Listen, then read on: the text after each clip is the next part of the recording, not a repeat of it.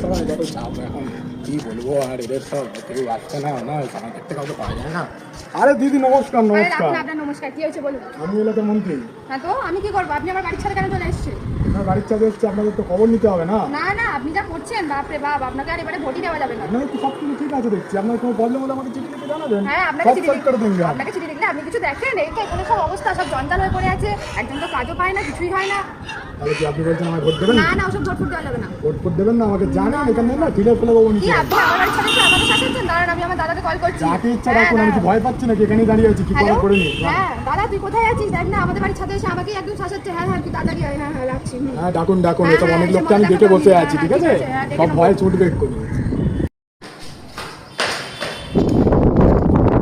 এই কি হয়েছে রে? আরে দেখ না, আমাদের ছাদে এসে দেখ না, ওই লোকটা আমাদেরকেই শাসাচ্ছে, বলছে নাকি ছাদ থেকে ছুঁড়ে ফেলে দেবে। এই লোকটা? হ্যাঁ। আচ্ছা ঠিক আছে, আপনার মজা আমি আপনাকে দেখাচ্ছি। দাঁড়ান একটু সময় করুন।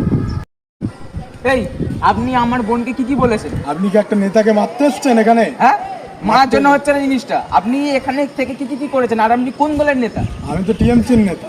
আপনি এখানে কি করেছেন? এই জঞ্জালগুলো, এইরকম অবস্থা, ঠিক আছে? এই রাস্তাঘাটের এইরকম প্রবলেম, রাস্তাঘাট ঠিকঠাক করে করেননি। আমি তো এবার ভাবছিলাম ভোটের জন্য তো মদের দোকান বন্ধ, সবার ঘরে একটা করে বাংলার বোতল দেবো। সত্যি? হ্যাঁ, আমি কি মিথ্যা বলবো? তুই একটু হাতটা মেলাই। হ্যাঁ। তাহলে কিন্তু আমি কিন্তু এবারে আপনাকে কিন্তু আমি কিন্তু ভোটটা দেব। জয় বাংলা, জয় বাংলা। তো আসলে আমি কাকে ডেকেছিলাম আমাকে বাঁচানোর জন্য? भोला भाला था सीधा साधा था मैं।